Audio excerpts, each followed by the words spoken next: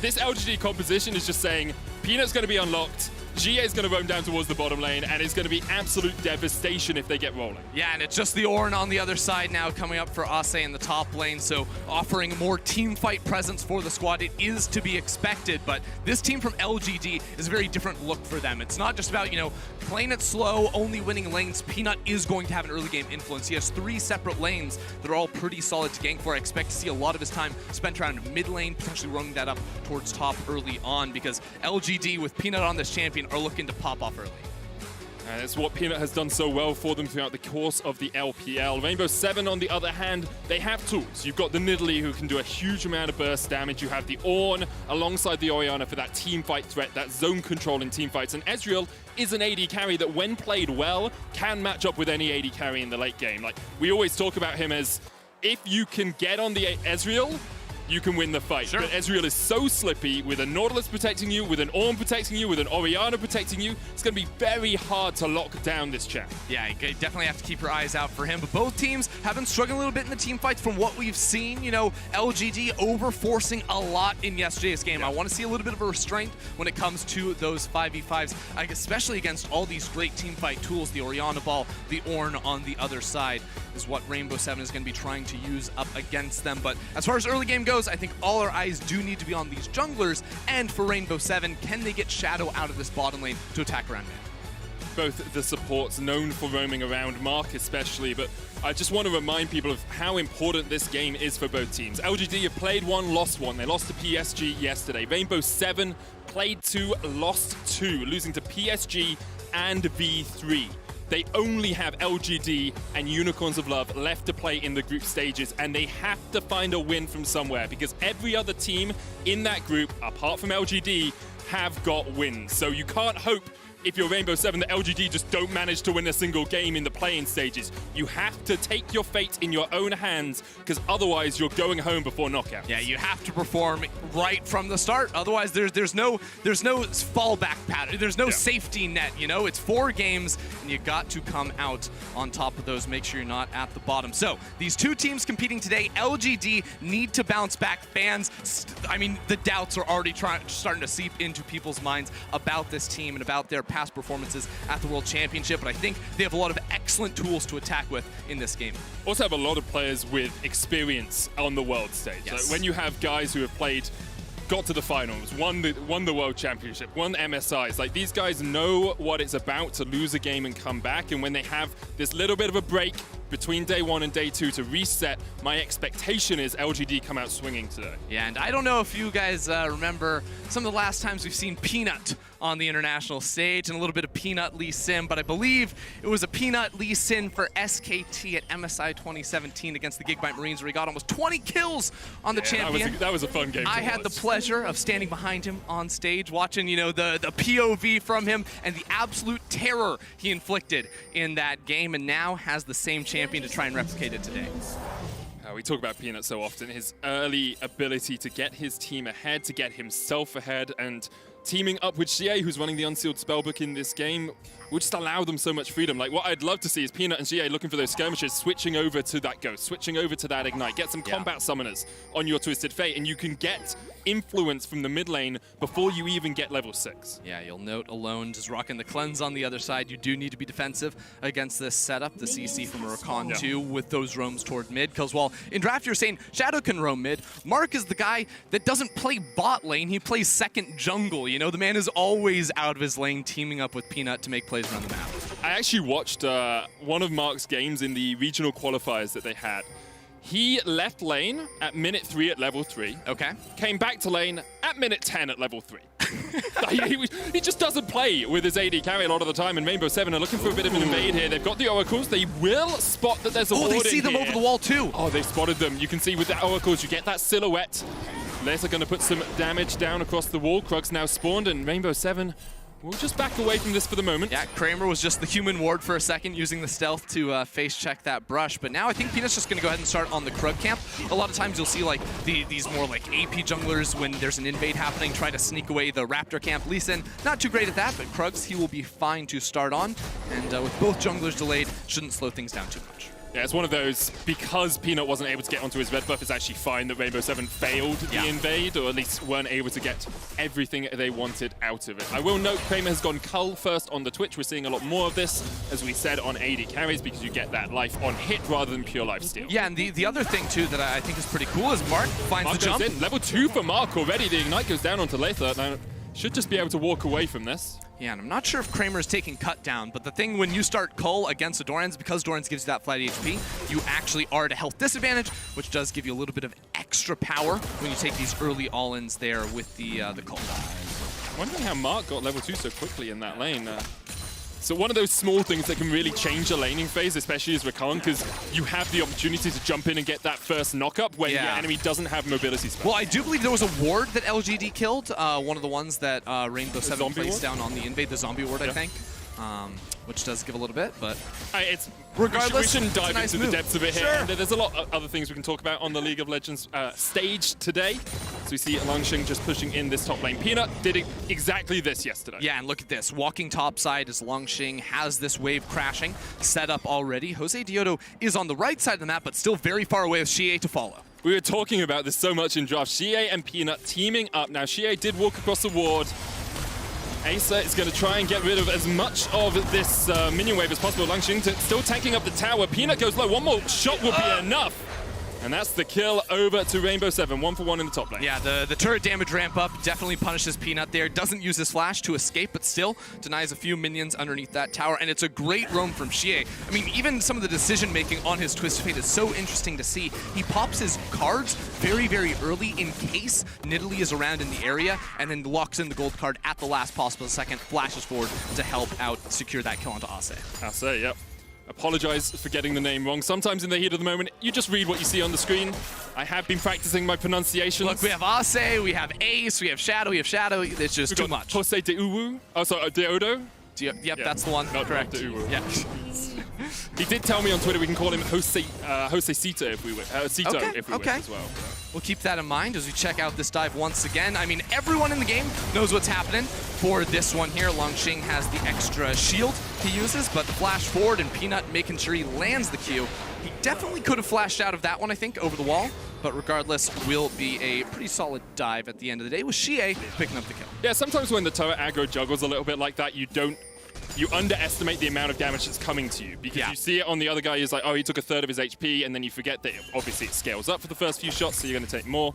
And it looks like just a slight mechanical misplay there by Peanut. He's gone back, got himself 2 longswords here on the Lee Sin. Yeah, now while Peanut was making that dive happen, Jose Diodo did go ahead and invade the blue buff side jungle from Peanut, got both the Gromp and the Wolf camp, so has a couple camp advantage at the moment with the red smite too, which is very good for any sort of early skirmishing or even ganks whenever you go for those fights. So curious to see what he can get done, but of course there was a deep ward placed by Mark on the Gromp camp that he's just now clearing away that will reveal his position. It does mean that Jose Diodo does have about a level advantage in terms of experience. Peanut has gone over towards his Wolves, realizes that they're not available, so he's going to be quite far behind in XP. Yeah, I think Peanut's going to try for a Raptor invade right here. You see Xie has mid pressure, so there's not really a gank opportunity around mid, but he wants to find Jose Diodo with the pressure from Xie coming around.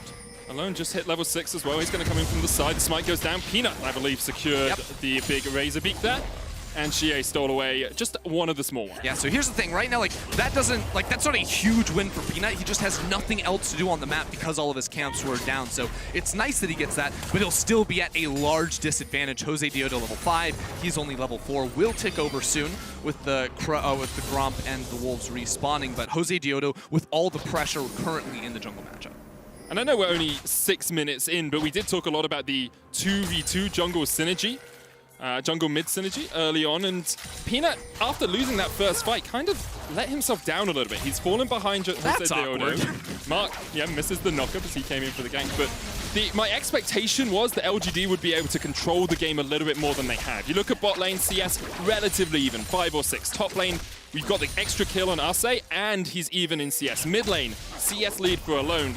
We are only 6 minutes in. We're now seeing these ultimates come out, but if LGD aren't able to get a little bit more out of the next 10 minutes, you actually have to give Rainbow 7 a chance. Yeah, I mean, Rainbow 7 do have some good scaling tools with the Orianna and the Ornn, of course, handing out items. Not to say LGD are slouches later on, too. Longsheng can take over side lanes with the global pressure of a Twisted Fate, and we all know what a Twitch can do in the bot lane later on in these fights. We know Kramer just loves to farm up until he can get those 2-3 big items, then just unleash himself within those team fights. But now I'm wondering for LGD, when can they make their next play? Because top lane, Ase now has his ultimate, he's got some health items, so it's a little bit more difficult to pull off the dive. So you immediately think, what can we do around bot lane? Or can Mark find Jose Diodo in the jungle? Can we port on the enemy Nidalee doing that? And I almost wonder if a good play could be using off the reset of Kramer and Mark coming into bot lane, Twitch out of stealth, all of a sudden pops out. Exactly, with the TF ult on top, could be a good one. And it also feels a little bit like the next play should not be a kill, because there are too many flashes and too many utility spells available for Rainbow 7. What I think Mark was doing when we saw that last roam was he was trying to get the flash out of Alone, because then the next fight, you come back in, you get the kill because there's no escape for the Orianna. But right now, Rainbow 7 have kept all of those summoner spells up, they've kept all of that utility up, so LGD will be looking to try and burn some of those before they can go for the all-in. Yeah, one thing to keep in mind for LGD, teleport advantage for Longsheng in the top side, and wards to come to. That's why Nautilus is so good into Rakan! Chef's kiss! Beautiful stuff there from Shadow. Very easy to predict. As soon as you see the battle dance onto the Twitch, you know that he's going to go in for the grand entrance, but the hook is so good into Rakan. You stop him in his tracks. I like this idea, though. Trying to go for a trade, see if Rainbow 7 would commit a little bit too hard down bot side. Now Peanut will just sneak over the wall and take away the dragon. This is what you need to be doing on the Lee Sin, especially against these matchups like a Nidalee or a Lilia. On blue side, pop over the wall. Unless Rainbow 7 have committed a ward inside of the pit, you're going to be able to take that one without revealing too much. So as you say, Peanut not really on vision here, but I wonder if Jose Diodo is actually going to go for the blue invade. You saw Alone like shadowing up towards that top side. They know the blue's up, and now that they know Peanut's on the bottom side of the map, I'd love to see that invade. You're a level up still, perhaps you can snowball that advantage. Yeah, instead it looks like Jose Diodo with the Rift Herald spawning is going to want to go ahead and take that one. Of course, coming off of this play, if Lee Sin is actually revealed bot side, he gets so much off of it, because then it's 3 camps top, and Peanut is coming around with the ulti. The Destiny coming down, Xie is looking for the fight here. Stun card lands, there's the Dragon's Rage, and there's first blood to LGD. Yeah, good stuff right there. Kramer a little bit sad. He's like, wait a second, where's my assist, guys? I'm the AD carry, but they're going to get a lot of plates down bot side, and it should be a overall gold win for LGD, with Jose Diodo gaining a little bit more in this jungle matchup continually. It's the same thing we're seeing from LGD, where Peanut goes for the ganks, helps his team get ahead, but Jose Diodo building up a big EXP advantage. LGD just using that advantage to try and get some plates in the bottom lane. They've got 2 of them. Xie is going to walk back towards mid. Of course, Destiny was used in the last fight. He's got to teleport about halfway off its cooldown. And the question actually becomes for Rainbow 7, how much of the advantage on Jose Diodo can you translate into the other lanes? Right now, Stun Card's going to come out. He flashes.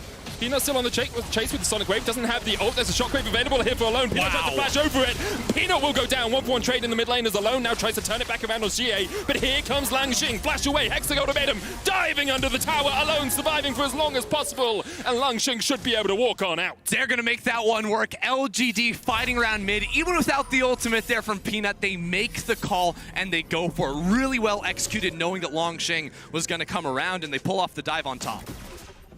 The roam from Longsheng just perfectly timed, and you could see, like, Rainbow 7, you can see how that play works for them, right? Yes. It's those minuscule moments that just change the play around, and that's tends to be what we see from LPL teams. They say, hey, we'll take the skill check, we'll take the mechanical outplay and see if we can just beat you that a little bit more. Yeah, Peanut has the red smite and the red buff here, so does so much damage, and watch the flash on the Shockwave. Really nicely done. The heal from Jose Diodo without AP items, not doing too much, and Longsheng waits even until Alone commits a little bit with a step forward, underestimates his damage, or overestimates it just a little bit, and has to use the flash. But this is what we want to see from LGD, and this is like the Peanut we want to see. He's been a part of all 6 kills in the game. Yeah. He's had the 2 deaths, he's gotten the 4 kills he's been in, and working with Xie to make it happen too. Pretty sure he'd prefer not to have the 2 deaths, but But you know what? He's making it happen. Doing things on the map. We saw flashes traded in the bottom lane. Kramer flashed away from Shadow, who was flashing in with a hook. Does mean that Twitch is a little bit more vulnerable, and especially against the Nautilus, who can just walk up to you and point and click you with the depth charge. it can mean that if you overstep just that little bit, Yeah. you are caught out on the Twitch. You can see Jose Deodo realizing we can shadow this bot lane. We can look to make a play down here because at the moment the other portions of the map aren't working for them. Yeah, right now Xie still doesn't have the ultimate yet. He does rock the teleport, so he can get into this bottom lane, but doesn't have the wards to set up as Ase goes to the fight. He knows that Langxing doesn't have flash or Hexag ultimatum. If he hit the knockup, I actually think Langxing there is dead. But now maybe we're concerned because Peanut is coming topside, and I believe there's one ward in Tribrush that's not getting canceled out, so Ase should know what's going on, and Jose Deodo is trying to sprint up here to help out. Let's see actually perhaps if Peanut is, yeah, so this is the flash for flash that you can see. Oh, but there's actually just about to be a fight on Krug Camp. We lost it on the minimap for a second here because 3 players from R7 are roaming up. Peanut's gonna get, jumps away. Oh, great safeguard just over the searing charge of the Ornn, and now the chase is on. Command dissonance used. Ase's gonna flash forward, and Peanut feels the hammer in his back. A kill over to Ase, second of the game for him. It's a really good punish right there from Rainbow 7. You know, Peanut was looking for a gank initially, then converts it into the Krug Camp. But of course, there's a ward in the Tribrush. He didn't expect, he doesn't have a sweeper to try and block that one out. So Alone and Jose Deodo came up and were able to punish him. Rift Herald was used in the top lane as well. That's first tower of the game over to Rainbow 7. Still a 400 gold lead to LGD. They've been able to pick up a few more of these plates in the other lanes. Yeah, and it's a 2-level lead in the jungle. So like, well, on one hand, I'm like, yes, Peanut, you're doing a lot of great things going for ganks. As soon as you start to slip and you realize that this lead is getting larger and larger and larger for Jose Deodo, can they convert it? They're going to look here, but Alone has no mana. Xie has heal and also has the ability of just walking in a straight line away from the spear. Yeah. Easy. Yep. Not even close. Just whiffs right by his ear and he will walk away. And we do come back to that question, Ender, that we discussed earlier on, which is, can Jose Deodo translate his lead into a team lead? Because right now, Ase is ahead in the top lane, right? Like 2 and 1, he's got the Sunfire Cape complete. Mid lane, you have to give it to Xie. He's got 2 items, he's got a Rod of Ages stacking up, he's on his way to a Lich Bane. Bot lane, I think Kramer has a slight advantage, but it's relatively even, right? Just in terms of CS. With the CS and the turret plates too, I actually think Kramer's in a really nice spot on this Twitch. The only one really on Rainbow 7 that has a sizable lead is Jose Deodo with this 30 CS and the extra experience he has gained. So the question is, can he take that and funnel more gold into his Orianna so she can carry, into his Ezreal so he can carry? Well, they're going to start with this play around Dragon. I think the best news for Rainbow 7 would be if LGD tried to fight them at this spot, because as you can see, Langxing going topside, no TP. Peanut wants to fight Alone. There's the Destiny coming out as well. Here comes the quickness mark, flashes in, Destiny Gate used, and Alone almost falls, doesn't get the shockwave off in time. Jose Deodo falls down towards the bottom side of the fight. Ase's coming in with the Call of the Porch Guard. The Ram finds its mark on Xie, who locks in another gold card, then pops his stopwatch mark, jumping back forward. Jose Deodo looking at the spears across the wall.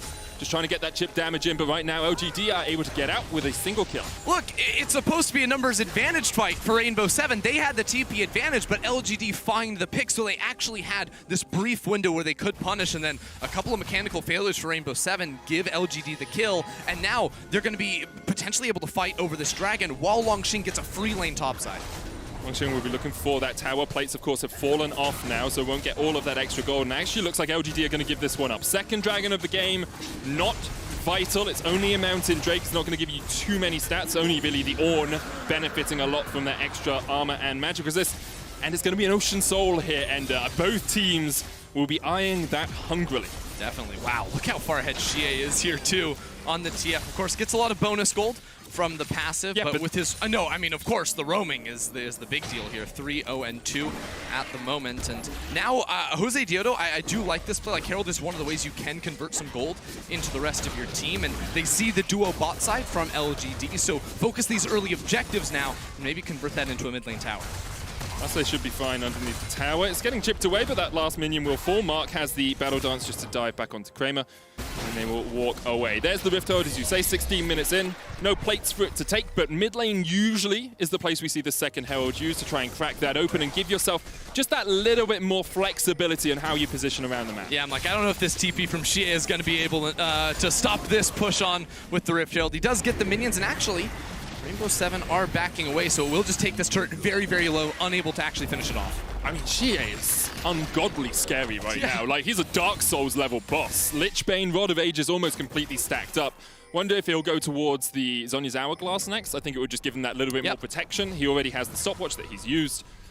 So I would love that as his next itemization, because after you get that initial burst in, you also have a Twitch, you also have a Camille. Like, even if Rainbow Seven are able to kill Xie on this Twisted Fate, they have to deal with a lot of other threats. Yeah, here we go, fighting the top side. Hexagon made him used on alone. There's the shockwave. Here comes Jose Diodo. ZA gets the stun card onto Jose Diodo, and now Xie is going to try and trade back onto alone, but can't quite get the damage down. Wow. Look, what? That was just an empowered auto attack. That's a stacked deck.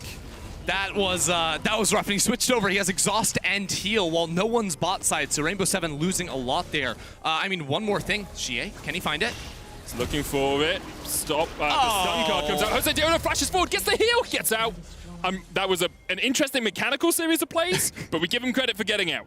Yeah, like, I don't know if it was mechanical or maybe we lost a couple frames in there because Odiodo looked like he was blinking out of there, flashing 3 times to escape. Did get the heal off at the end, but one thing I do want to bring up is it is Dark Harvest for the Snidely, not the Conqueror, which you sometimes see, so it's a little bit worse in these extended fights and a little bit more focused on the poke, which means, like, you can't really get down and dirty, and going for the Lichbane's second item against all the hard CC when there's Camille ulti, there's Twisted Fate, there's Rakan. It's so hard to actually have influence in these fights outside of the Qs. Alone is all by his lonesome here, and I'm sorry, man, but this bottom lane looks like he it actually... might be wow, okay. Like, that's a great shockwave. It was a really good shockwave. I think Longsheng pulled the trigger on his E a little bit too early because it interrupted that E, the second part of it, so...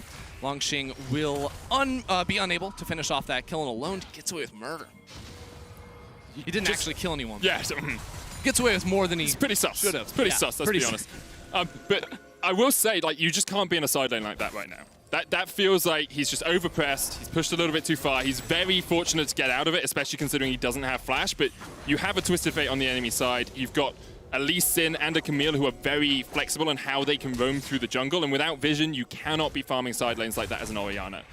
Ace can do it because he is an Ornn, and it's very unlikely you can kill him quickly. The rest of the team can react. Now, there's a minute and a half on the next Ocean Dragon, on the first Ocean Dragon of the game here, and gold lead relatively even. LGD do have about 1,500 gold lead, but at the 18-minute mark, that's nothing too substantial. Still a good lead, and a lot of it is sitting on Xie in the mid lane. Yeah, that being said, I mean, Longsheng has a Trinity Force. Kramer looking strong as well. Peanut's just getting perma-denied. Here we go. Kramer unloads. Spray and pray coming out. Leth is going to flash away, but Xie is on the chase. Goodbye, man. That's just... You can't do anything against that as an AD carry. Yeah, but this is the combo I'm talking about, right? You think you're solo in the lane, and then out of stealth comes the Twitch. Now comes the Twisted Fate. You can do similar things with the Camille in the range she can engage from, and that shockwave is nowhere close. Yeah, just whiffed by quite a way there. Peanut flashing the Genji. Of course, we'll see them later on in groups. Be in a group with TSM and Fnatic, and one of our play-ins teams, of course. Now with the Dragon coming up, and with Lissa still being dead for about 3 seconds, this should be a pretty easy take here for LGD. Yeah, should be no problem, and Kramer gonna get that kill, and I think that one of the things I've been seeing Kramer do is like stealing away jungle camps from Peanut. So Peanut's losing CS to Jose Diodo, he's losing CS to Kramer, but those are the champions you want to be super, super fed.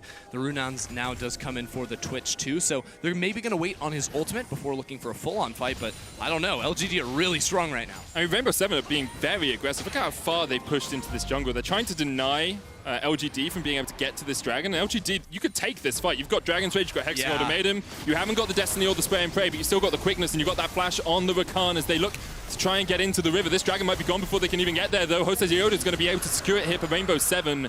2 dragons to 1, and Rainbow Seven are trying to keep that clock ticking on the Ocean Soul. Yeah, the ultimate came back up for alone, so he was able to zone off right there, and LGD couldn't push past the ramp. The other thing is, LGD... Shockwave. The shockwave. On Xie. The spear. Oh, here's a cannon minion instead, but the True Shot Barrage comes in, and Xie is just knocked up and taken down. Send him back to the grave, as Xie will fall for the first time this game. That's good punish in the mid lane. You can see there, LGD, how do they actually peel themselves away? That can be a little bit difficult when you don't have a true front line. The initiators are relatively squishy and don't want to soak up any abilities. Don't have a Braum wall to stop that Ornn coming through, so these heavy engages will be deadly from Rainbow Seven unless LGD can dodge away from them right from the bat. It does feel like there's a short window, though, because Xie is about to finish his Zhonya's Hourglass, and as soon now as he sees the call of the Forge God coming in, he's like, hey guys, the Ram can come all at once. Sure. I'm just going to go Golden and stop it and then flash away, use the Ghost. Yeah, that, I mean, you see, it's Zhonya's plus Flash and Ghost, because Zhonya's without it, he's still going to be sitting there. He's just going to be a sitting duck.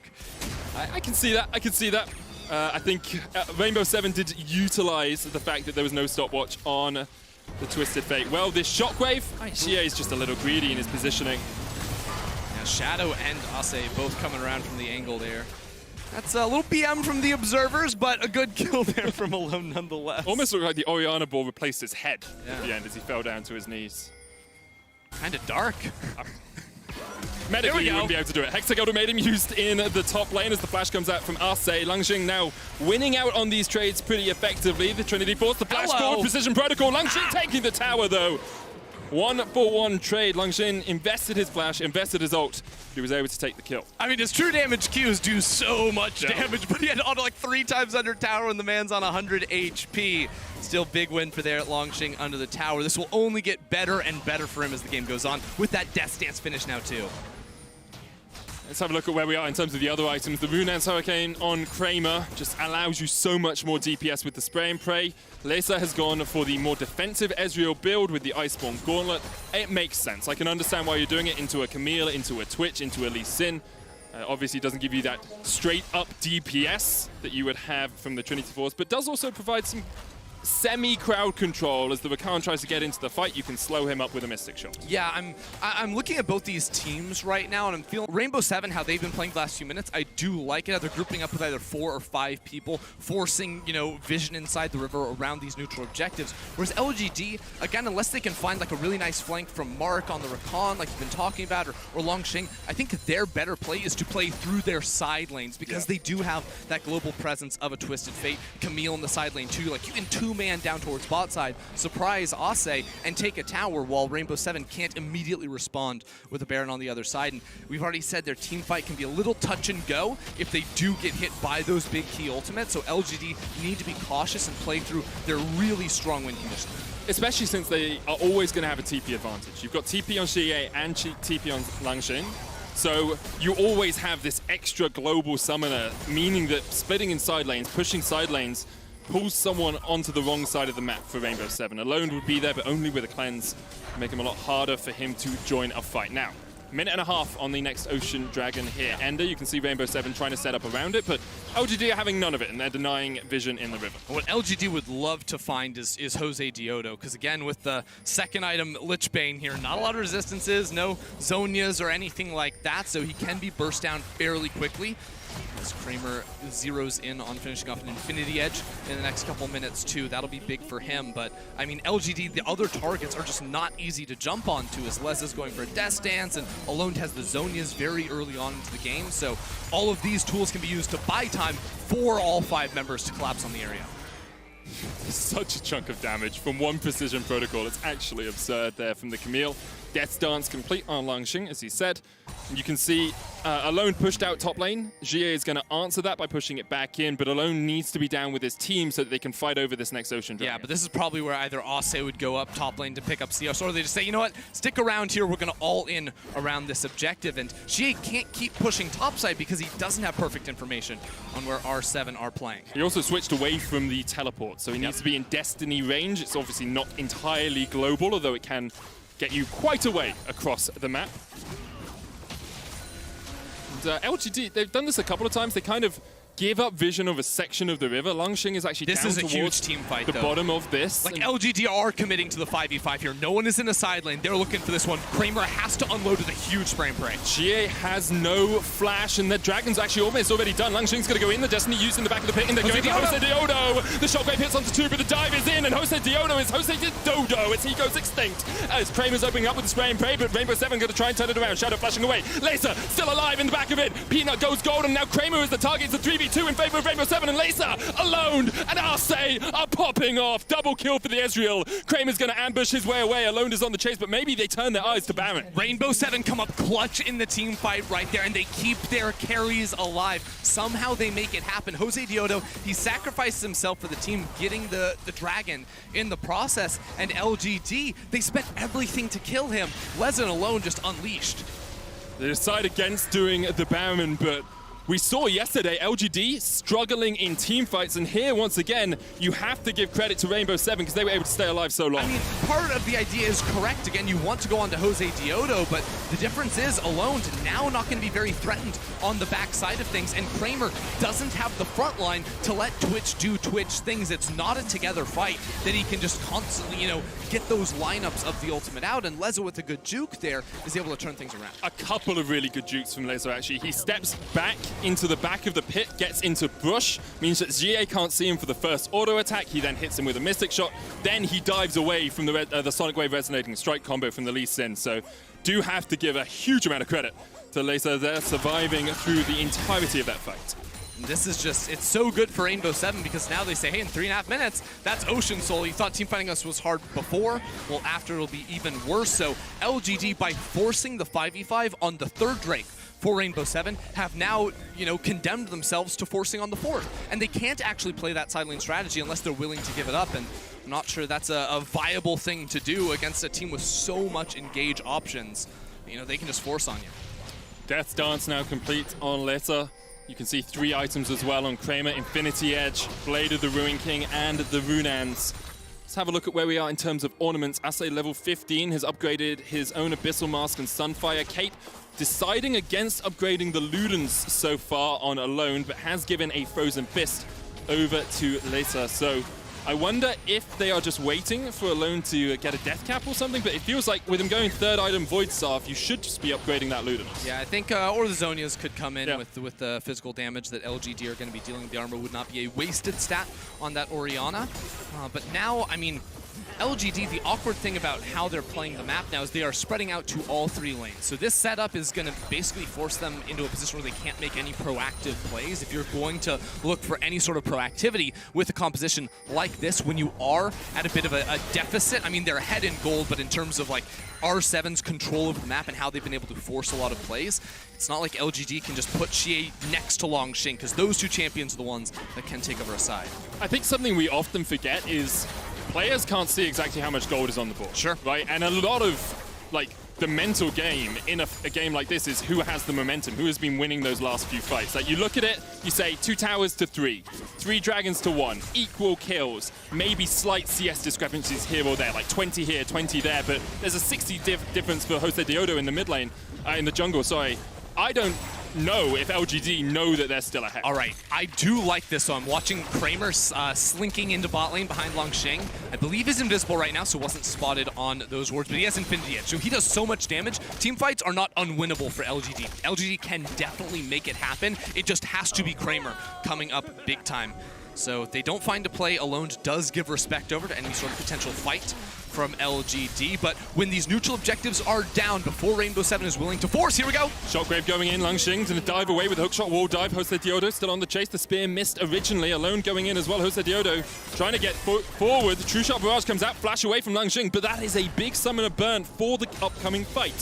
1 minute on the Ocean Dragon. Kramer's flash will be just about off cooldown. The question is, will Longxing be able to get onto the backline without his flash in the next fight? Yeah, we'll have to go ahead and see, because I think Rainbow 7 have done a great job of playing in the lull times between dragons spawning up. They have not given opportunities to LGD to attack them in side lanes, and now finally 30 seconds before it spawns, they are grouping up. Assay is level 16, can teleport into this fight if needed. And LGD, they do have wards, but will Mark be able to find a flank position on this Rakan? It's going to be hard with a lot of the vision that Rainbow 7 have been able to set up. It feels it really comes down to the next fight, and I just want to remind you guys, like, LGD, Kramer, Jose Diodo goes in, Kramer just survives! The Nidalee can't get onto the backline quickly enough. Now the jungler is down. Rainbow 7 saw their chance, saw their opportunity to splat the rat, but the rat fought back as he got the kill. And now Rainbow 7, they turn their eyes towards the Ocean Drake. No Summoner Spellbook means no smite on Rainbow 7. Peanuts looking for the flank position. They're going to try and burst it out. An Ocean Soul will be so big for them, but Rainbow 7, is this perhaps a little bit too greedy as the Call of the Forge God comes down? Kramer has flash. Peanuts in the back of the pit. He dives forward. The Huge shockwave! He gets it! Lessa secures the Dragon and the Ocean Soul alongside, and now Mark is dead. And you can see the Hexagon Momentum coming up from Longxing. But Rainbow 7 from the Liga Latino America are turning it around on the LPL's 4th seed. Kramer doing what he can, but Longxing's already fallen. Peanuts down. Xie with the stun card across the wall. Xie just about surviving. Alone forward. We saw Laser fall as well, only Kramer left alive, but Rainbow 7 0-2 against the LPL secure the Ocean Drake. There is absolutely no fear from Rainbow 7 against the LPL representatives. They lose their junglers, they're in a 4 versus 5 situation, and they say, forget that, we're gonna fight the dragon anyways.